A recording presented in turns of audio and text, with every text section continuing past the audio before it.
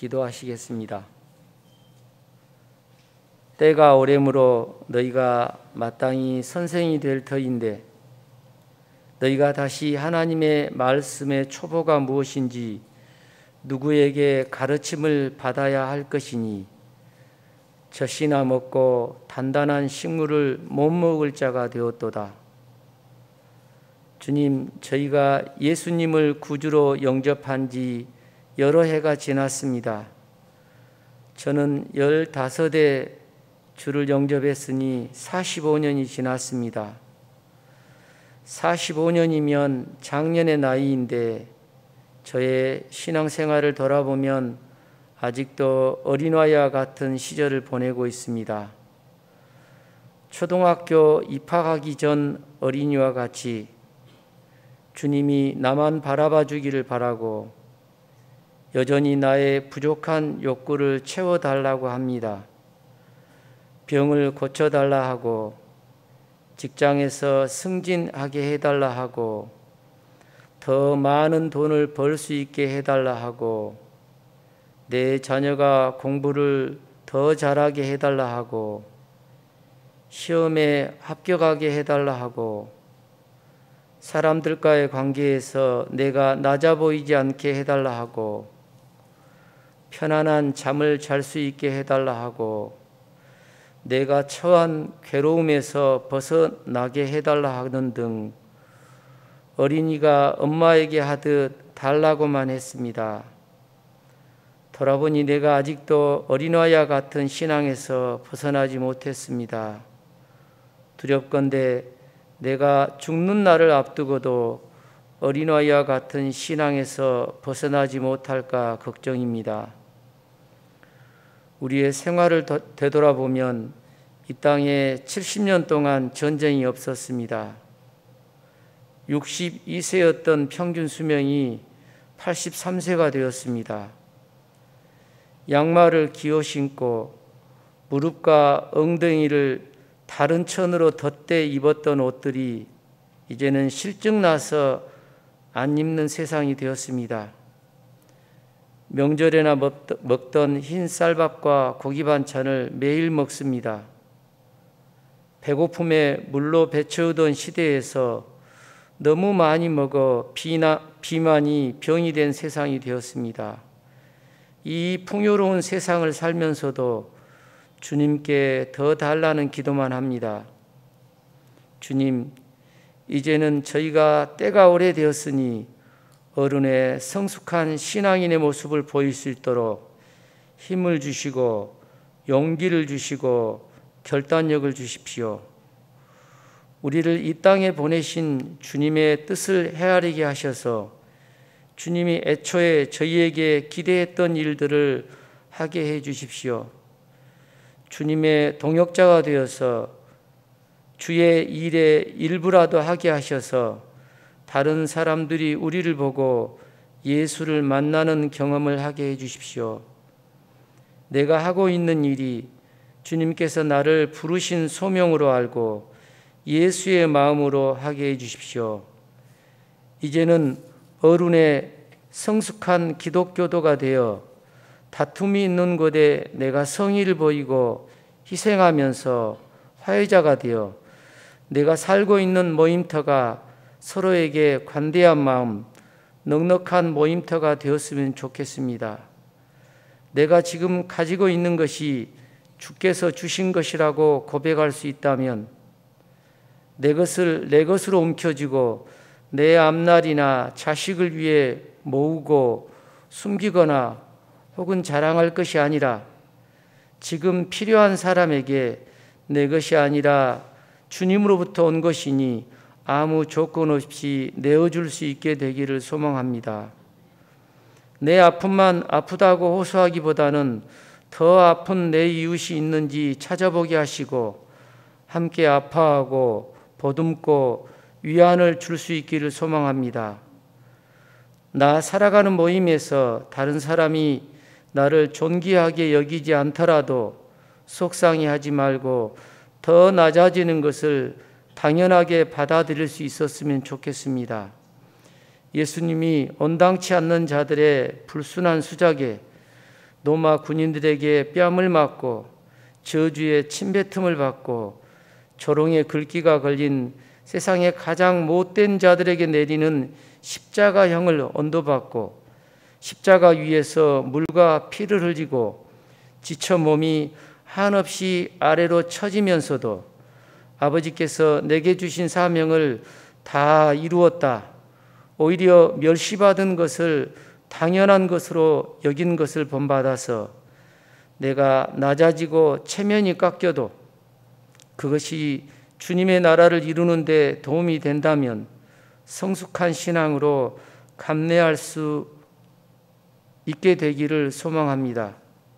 더 나아가서 주님의 뜻을 받들어 사는 것이 기쁘고 사람들에게 권할 만한 일로 여기거든 가까이 있는 자들에게 예수와 함께하는 삶을 권유하고 암탉이 어린 병아리를 키우듯이 성숙한 신앙으로 그들이 성장하도록 멘토가 되었으면 더 좋겠습니다. 그래서 나중에 천국에서 다시 만났을 때 형제 덕분에 내가 예수를 알고 천국에 오게 되었다는 말을 들었으면 좋겠습니다. 지난해 유독 온 나라 기독교가 개독교라는 멸시의 말을 들었습니다. 아직도 우리 기독교인들이 자신 안에 갇혀 남을 돌아보지 못하고 자기 자신, 자기 가족, 자기 교회만의 욕심을 부리는 유아기적인 신앙 모습에 실망하고 멸시했겠다 생각합니다. 우리가 유아기적 신앙생활에서 벗어나지 못했다면 정도의 차이는 있겠지만 정광은 무리들과 별 다를 것이 없습니다. 교회들도 유아기적인 교회에서 벗어나서 교회 중심으로 뭉치라는 말은 그만하고 세상을 향해서 성숙하게 내 것을 내어주면서 내 시간을 바쳐서 내 관심을 모아서 예수님이 해야 할 일을 지금 하라고 이야기하게 해주십시오. 오늘 당신의 종 장관철 목사님을 통해서 주님의 생각을 듣습니다. 듣고 깨닫는 것에 그치지 말고 생활 속에서 실천하게 되기를 소망합니다. 그래서 30배, 60배, 100배의 결실을 얻게 해주십시오. 아무런 공로 없이 주의 은혜로 죄사함 받은 것이 예수님의 이름으로 기도드립니다. 아멘. 하나님 말씀입니다. 마태복음 21장 1절입니다.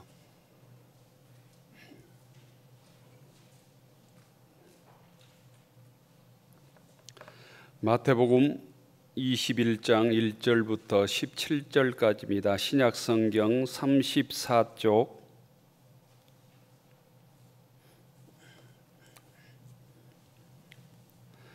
마태복음 21장 1절부터 17절까지 교독하겠습니다.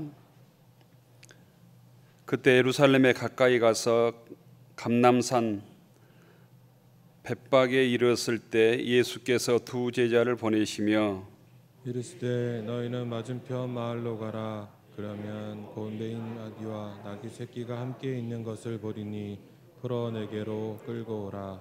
만일 누가 무슨 말을 하거든 주가 쓰시겠다 하라. 그리하면 즉시 보내리라 하시니 이는 선지자를 통하여 하신 말씀을 이루려 하심이라. 일렀으되 시온 딸에게 이르기를 내 왕이 내게 임하나니 그는 겸손하여 낙이 곧 멍에매는 짐승의 새끼를 탔도다 하라 하였느니라.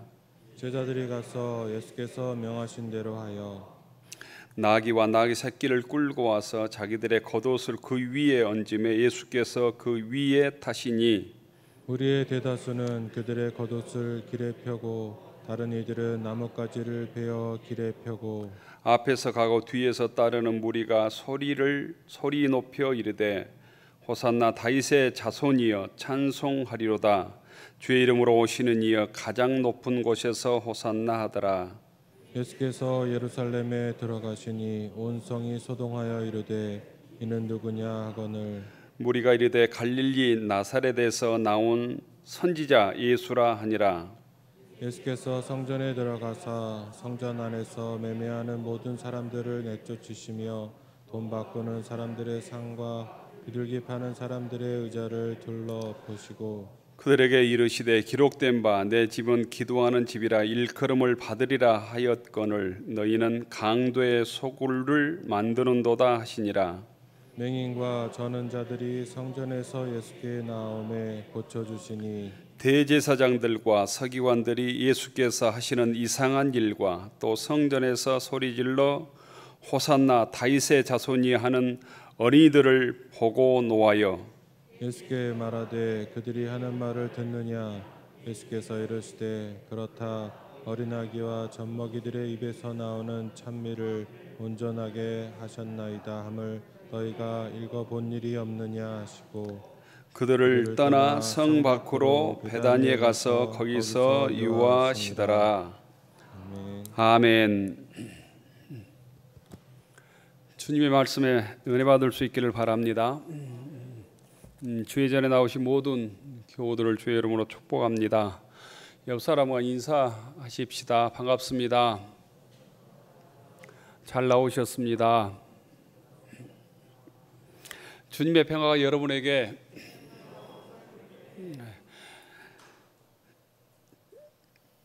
표와 함께 하겠습니다. 복음과 함께 고난을 받으라. 복음과 함께 고난을 받으라. 예배에 참여하지 못하고 영상 예배에 참여한 모든 교우들께도 하나님의 은혜가 넘치기를 축원합니다. 지난 2월 2일 미얀마에서 군정 쿠데타가 발생해서 한 2달이 되어가고 있습니다. 2달 동안 25일 기준 사망자가 320명에 지금 달하고 있습니다. 그리고 구금된 인원, 또 가택연금된 인원, 또 구금되어서 고문받고 인원이 한 3,000명이 넘어가고 있다고 합니다. 더 큰 걱정은 앞으로 얼마나 더 많은 희생자가 나올지 아무도 모른다는 데 있습니다. 이런 모습을 보면 1980년 5월 광주의 모습과 거의 흡사 닮아가고 있습니다. 더 이상 미얀마의 희생자가 나오지 않도록 쿠데타를 일으킨 군인들이 물러가고 민주적인 정부가 미얀마 나라를 다스릴 수 있도록 함께 기도해 주시기를 바랍니다. 자기의 본분을 잃어버리면 아무리 바른 일도 바른 일이 될 수가 없고 아무리 옳은 일도 옳은 일이 될 수 없습니다. 군인은 나라를 지키는 일이지 백성들에게 총을 겨누는 본분을 가지고 있지 않지요.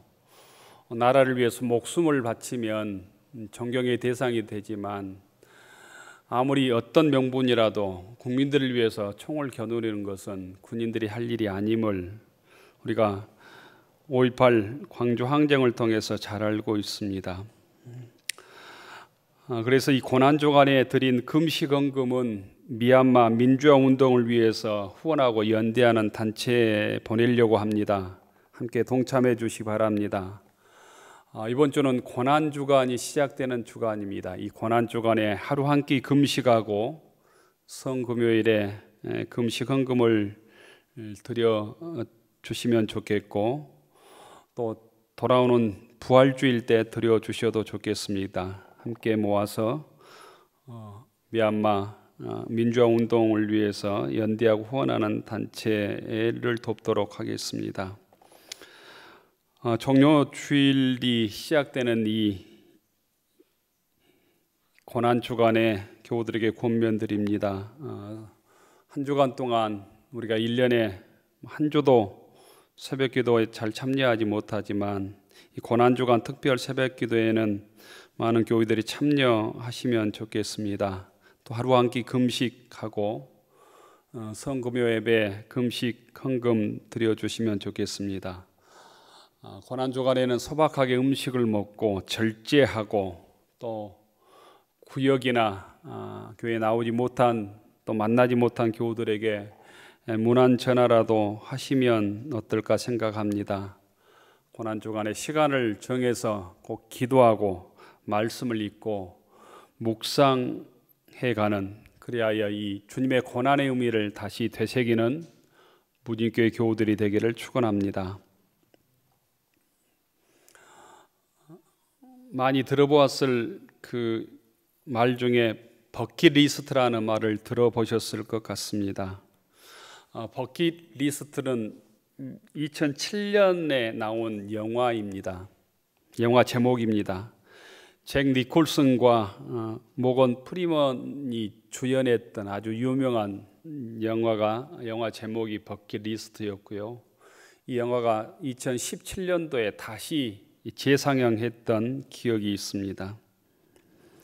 이 버킷리스트는 죽기 전에 꼭 해야 될 어떤 것들, 죽기 전에 꼭 하고 싶은 일들을 적어놓는 목록을 의미합니다. 그래서 바구니 목록이라는 말도 쓰더라고요.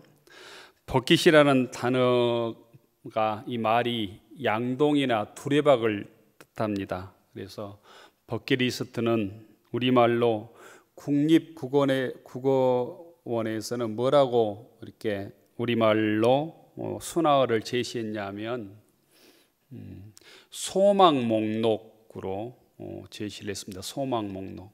버킷리스트를 번역하면 소망 목록으로 이렇게 바꾸면 좋겠다, 이런 얘기 했습니다.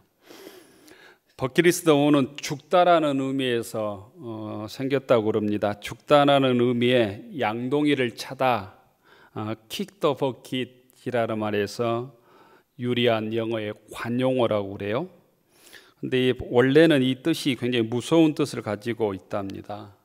옛날 중세 시대에 죄인을 교수형에 처할 때 목에 밧줄을 메고 올가미를 두른 다음에 양동이 위에 이렇게 올라가게 합니다. 양동 위에 올라가게 하고, 그 다음에 교수형을 책임진 사람이 명령을 내리면 그 옆에 있는 사람이 양동이를 발로 그냥 차버립니다. 그러면 목이 졸려서 죽게 하는 교수형에서 버킷리스트가 유래했답니다. 그래서 영어에서 사람을 죽인다, 이걸 kick the bucket이라는 말을 쓴다고 그래요. 여기에서 버킷리스트가 유래했다고 그러는데, 이 말은 죽기 전에 해야 될 것들, 죽기 전에 하고 싶은 어떤 목록을 의미합니다. 예를 들면 죽기 전에 꼭 가보고 싶은 곳들, 죽기 전에 꼭 보고 싶은 것들, 죽기 전에 꼭 하고 싶은 것들. 책방에서 이 제목들을 찾아보면 수십 종류가 나옵니다. 수십 종류의 책 제목이 다 이렇게 붙여져 있습니다. 죽기 전에 꼭 필사해야 될 한국의 명시, 죽기 전에 들어야 될 클래식, 죽기 전에 꼭 봐야 될 영화, 죽기 전에 꼭 가봐야 될 휴양지, 죽기 전에 꼭 읽어야 될 책, 죽기 전에 더 늦기 전에 해야 될 42가지, 이런 수없이 많은 책 종류가 버킷리스트라고 하는 제목을 잡아서 나와 있습니다. 그런데 예수님께서도 죽기 전에 해야 될 버킷리스트가 있었습니다. 가장 크게는 예루살렘에 올라가는 일이었습니다. 우리를 구원하시기 위하여, 우리의 죄를 대속하기 위하여 조롱과 멸시를 당하면서까지 예루살렘에 들어가서 할 일을 해야 했습니다. 그리고 마지막에는 형언할 수 없는 십자가의 대속의 죽임, 대속의 고통을 당하시고 십자가의 죽임을 당했습니다. 이것이 마지막 예수님께서 해야 될 버킷리스트였습니다. 오늘 성경 말씀은 예수님께서 예루살렘에 입성하신 얘기입니다. 예루살렘에 올라가신 사건을 흔히 우리는 예루살렘 입성, 예루살렘 성에 들어가신 사건이라고 얘기합니다. 오늘 성경에 보면 예수님께서는 1절에 보면 예루살렘 외곽에 벳박이라고 하는 동네에 계시다가 제자들 두 사람을 맞은편 동네로 보내서 나귀 새끼를 끌고 오라고 말씀하십니다. 그리고 누가 나귀 새끼를 가져오라고 그러더냐 묻거든 주가 쓰시겠다 하라 이렇게 말하면 즉시 보내줄 것이다 이렇게 얘기합니다. 이 나귀를 타고 예수님께서는 예루살렘 외곽에서 예루살렘 성을 향해서 들어가게 됩니다. 나귀는 그 당시에 굉장히 중요한 재산이었을 뿐 아니라 농사를 짓는 데 아주 필수 도구였습니다. 우리 농촌의 소라고 생각하면 다르지 않을 것입니다. 지금 큰 소 한 마리가 얼마인지 아십니까? 박하순 권사님, 아들이 큰 소 한 마리 얼마에 산다고 하던가요? 1,000만 원 넘어가던 것도 있더라고요. 소 한 마리 1,000마리 넘어가는 소도 지금 있어요. 그러죠? 우리로 얘기하면 1,000만 원 안 되더라도 이 1,000만 원에 가까운 이 나귀를 누가 끌고 가면 그냥 둘 사람이 누가 있습니까? 주가 쓰시겠다 할 때 주인이 그 나귀를 내줬다는 얘기입니다. 그런 무명의 헌신, 이름이 나와 있지 않습니다. 나귀 새끼 주인의 이름이 나와 있지 않아요. 그 무명의 헌신이 있어서 예수님께서는 예루살렘 입성하실 때 나귀를 타고 평화의 왕으로 상징한 나귀를 타고 입성할 수 있었다는 것입니다. 우리가 이렇게 좋은 곳에서 예배를 드릴 수 있는 것도 나귀 새끼를 드린 무명의 헌신자들처럼 이 주의 몸된 자단을 위해서, 교회를 위해서 헌신했던 많은 신앙인들, 우리 신앙인의 선배들이 있기 때문입니다. 여러분 여기 앉아있는 사람일 수도 있고 지금 세상을 떠난 사람일 수도 있고 헌신했지만 여기에 나와 있지 않는 사람도 있을 수 있습니다. 하지만 우리가 지금 눈에 보이고 있는 이 모든 것은 누군가 헌신했기 때문에, 누군가 주님께 드렸기 때문에 이렇게 아름다운 예배당이 지어지고 여기에서 예배를 드리고 있는 줄로 믿습니다. 예수 믿는다는 것은 그냥 말로 되는 일이 아니라 예수 믿고 은혜를 받으면 시간을 들여서, 물질을 들여서, 삶을 나누어서 곧 나귀 새끼를 드린 무명의 헌신자들처럼 주님을 위해서 헌신하게 되어 있다는 거예요. 내가 주님을 믿고도 주님을 위해서 하나도 헌신하지 한 것이 없다면 내 신앙이 진짜인지 가짜인지 돌아보아야 합니다. 무명의 헌신, 이 나귀를 드렸던 헌신자들의 그 헌신보다 또 100배는 더 많게 목숨까지 들여서 순교하면서까지 주님을 위해서 헌신한 많은 사람들이 있어서 기독교 2000년의 역사가 이어져 온 것입니다. 반대로 예수를 이용해서, 신앙을 이용해서, 교회를 이용해서 장사를 하고 이 성전을 강도의 소굴로 만든 사람들도 많지만 반대로 주님을 위해서 목숨을 드리고 헌신하고 나귀를 드리고 옥합을 깨뜨린 또 많은 신앙들이 있어서 교회가 여기까지 이어지고 이 주의 몸된 제단이 세워진 줄로 믿습니다. 우리는 항상 교회를 강도의 소굴로 만들 것이냐 아니면 무명의 헌신을 통해서 예수님을 왕으로 모실 것이냐의 유혹 속에 살고 있는지도 모르겠습니다. 여러분들이 주님 앞에 헌신하지 않으면 나도 모르는 사이에 교회를 강도의 소굴로 만드는 무리에 속할 수도 있습니다. 그 유혹 속에 빠지지 않기를 바랍니다.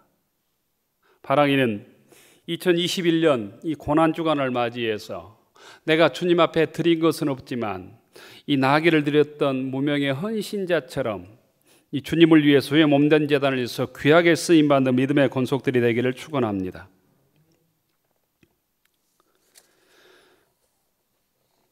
예루살렘 입성은 많은 사람들에게는 잔치였던 것 같습니다. 그래서 호산나라고 외쳤습니다. 호산나는 간단하게 하면 우리를 구원해 주십시오, 평화의 왕으로 오신 우리를 구원해 주십시오, 이런 외침입니다. 제자들까지도 예수님의 곧 기쁜 속을 알 리가 없었습니다. 예수님에게는 곧 제자들과 주변 사람들에게는 아주 기쁜 잔치 같은 일이었지만 예수님에게는 또한 고난의 길이었습니다. 예루살렘 입성할 때 사람들이 호산나 외쳤습니다. 호산나라는 말은 우리가 당신께 구하오니 우리를 구원하소서, 이런 뜻입니다. 호산나라는 말이 우리 국어사전에도 정확히 나와 있습니다. 국어사전에 보면 이렇게 되어 있습니다. 우리가 당신께 구하오니 우리를 구원하소서라는 뜻으로 기쁨과 승리, 구원의 희망을 나타내는 말이다, 이렇게 우리 국어사전에 나와 있습니다. 제가 어제 찾아봤어요. 또 스마트폰으로 또 옳은가 그런가 찾지 않으셔도 됩니다. 이 호산나라는 말은 곧 그 당시에 썼던 아람어 민중들이 썼던 일반적인 말입니다. 그런데 호산나, 이 구원하소서, 이 말은 일반 백성들이 외쳤던 말이지만 완성은 예수님의 십자가를 통해서 완성이 됩니다. 주님의 죽음을 통해서 완성됩니다. 우리가 예배당을 짓고 싶다, 이런 말은 쉽게 하지만 그 완성되기 위해서는 교우들의 땀과 눈물과 피와 헌신이 있어야 예배당이 완성되는 것처럼 이스라엘 백성들이 우리를 구원해 주십시오, 이렇게 외치고 소원했지만 그 완성은 주님의 죽음과 헌신으로 완성이 된다는 거예요. 세상 신앙의 길은 모두 그렇게 완성이 됩니다. 그냥 입으로 완성이 되는 게 아니라는 거예요. 예수 믿는 우리들의 문제는 입으로 모든 것을 완성하려고 하기 때문에 문제라는 거예요. 구원은 십자가로 말미암아 완성이 됩니다. 오늘은 종려주일입니다. 이 종려주일을 맞이해서 우리가 군중돌처럼 무리처럼 소리만 치고 구원하소서 호산나만 외치고 있을 것인가, 아니면 주님의 그 뒤를 따라서 십자가의 밑에까지 그 고난의 현장까지 갈 수 있는가를 주님께서 오늘 우리에게 묻고 있다고 믿습니다. 종려주일을 맞이해 우리에게 기쁨을 주시기 위하여 고난당하신 주님을 묵상하며 고난주간의 경건의 의미를 우리가 함께 이 시간 생각하고 그 의미를 회복하는 시간이 되었으면 좋겠습니다. 호산나 외침은 주님을 높이는 찬송의 길입니다. 오늘 9절에 보면 앞에서 가고 뒤에서 따르는 무리가 소리 높여 이르되 호산나 다윗의 찬송이여 자손이여 찬송하리로다. 주의 이름으로 오시는 이여 가장 높은 곳에서 호산나 하더라. 예루살렘 입성 장면을 이 마태복음 기자는 아주 자세하게 설명하고 있습니다. 입성할 때 제자들이 겉옷을 펴서 나귀 위에 깝니다. 많은 사람들이 겉옷을 땅에 펴고 종려가지를 흔들며 환영합니다. 이 종려가지는 이스라엘 백성들에게는 승리의 상징입니다. 전쟁에서 승리하고 돌아올 때 백성들이 종려가지를 꺾어서 흔들었습니다.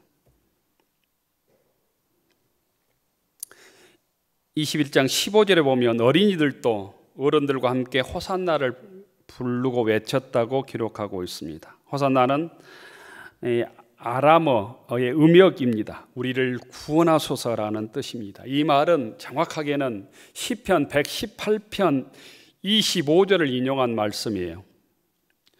시편 118편 25절에 보면 여호와여 구하옵나니 이제 우리를 구원하소서.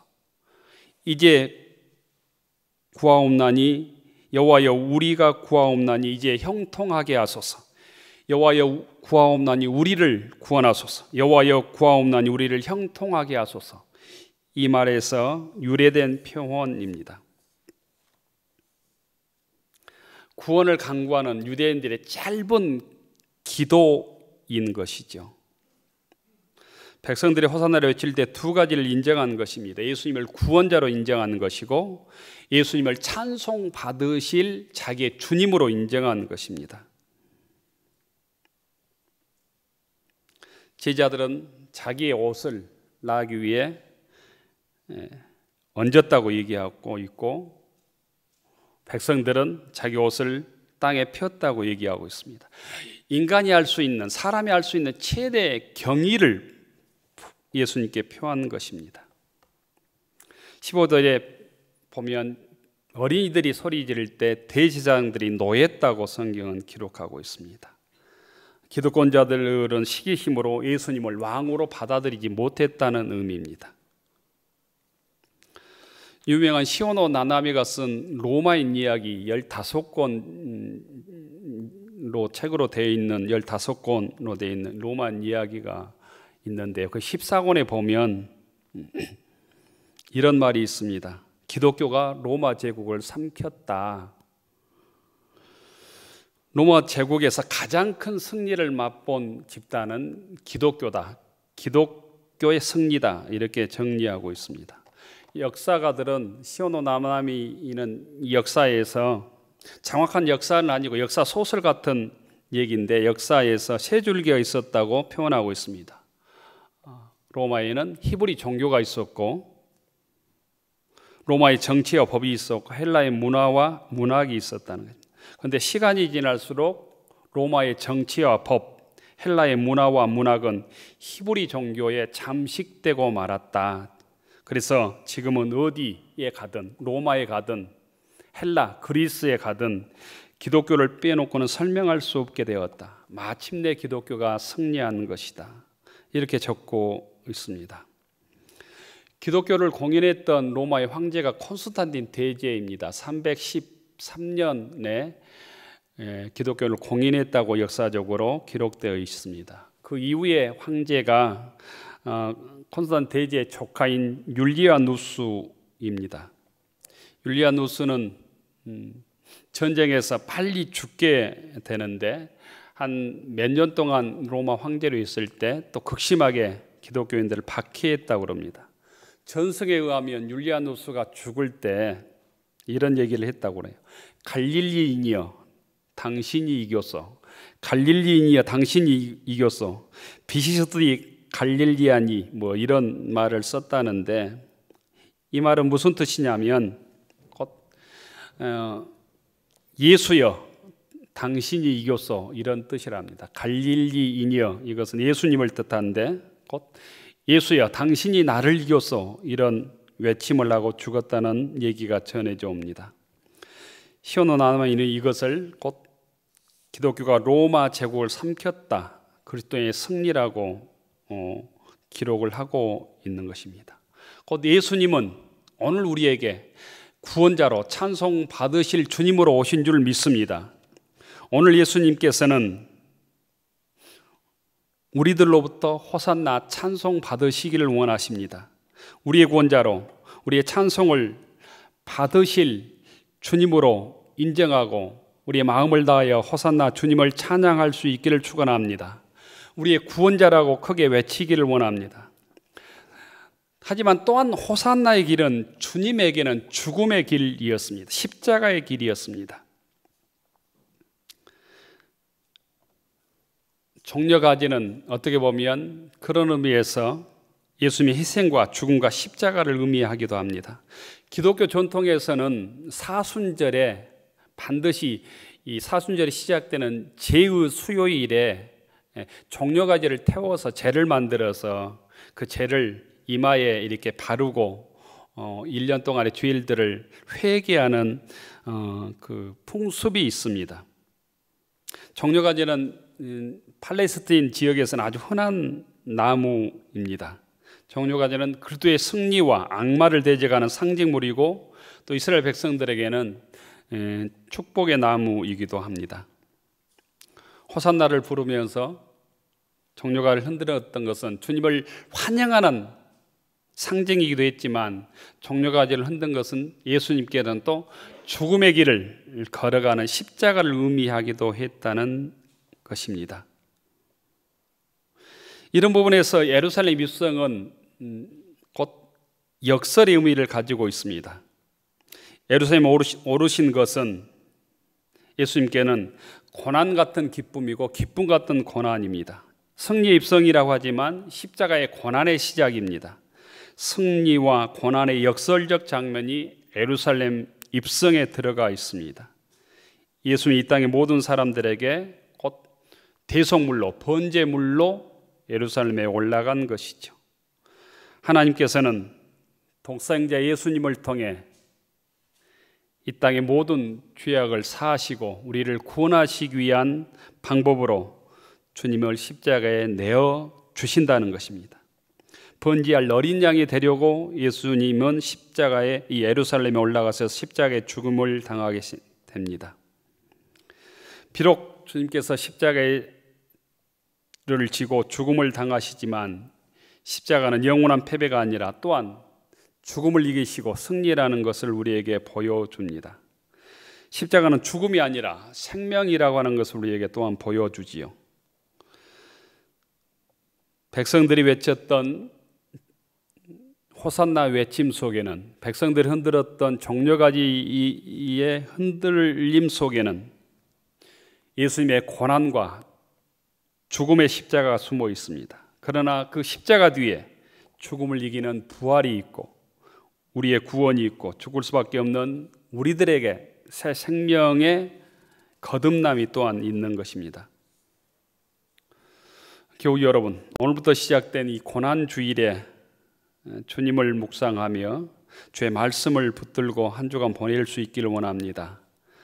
주의 말씀을 붙들고 예루살렘 입성하신 또한 주님의 뒤를 묵묵히 따라갈 수 있기를 원합니다. 악과 증오가 도사리고 있는 도시가 예루살렘이었습니다. 무서운 고난이 기다리고 있는 도시가 예루살렘이었습니다. 하지만 죽음이 기다리고 있는 예루살렘으로 주님께서는 마지막 할 일을 위해서, 버킷리스트의 완성을 위해서 예루살렘으로 입성하십니다. 우리 대신 죽겠다고 예루살렘에 오르신 주님은 십자가의 고난의 길을 가셨지만 그 길은 영원히 죽음의 길이 아니라 승리의 호산나의 길이었고 부활의 길이었고 우리에게 생명을 주기 위한 길이었습니다. 사순절 마지막 주간을 우리가 보내고 있습니다. 이 마지막 주간, 이 종료주일 2주간을 고난주간이라고 하고 특별히 성주간, 홀위크라고 합니다. 예수님의 고난을 묵상하며 거룩하게 한 주간 주님과 동행할 수 있기를 바랍니다. 그러기 위해서 다시 한번 우리의 신앙을 점검해야 합니다. 주님께서 만왕의 왕이심을, 겸손히 우리를 십자가를 지시고 우리에게 구원의 은혜를 주셨음을, 우리의 심령을 다해서 호산나 찬송을 부르며 십자가의 길을 걸어가겠다고 우리가 다짐해야 할 것입니다. 승리자 예수님을 환영하고 또 세상의 구원을 위해서 십자가의 길을 걸어가셨던 그 길을 묵묵히 주님과 동행하며 침묵하며 주의 고난에 동참하며 또 이 땅에서 우리들에게 맡겨주신 이 무진교에 주신 귀한 사명들을 십자가를 짊어지는 심정으로 감당함으로, 고난의 감당함으로 부활의 기쁨도, 부활의 영광도 누리는 무진교회 교우들이 되기를 원합니다. 주께서 부활하신 아침 우리 모두가 기쁜 얼굴로 부활의 승리의 개가를 부를 수 있는 교우들이 되기를 축원합니다. 기도 올리겠습니다.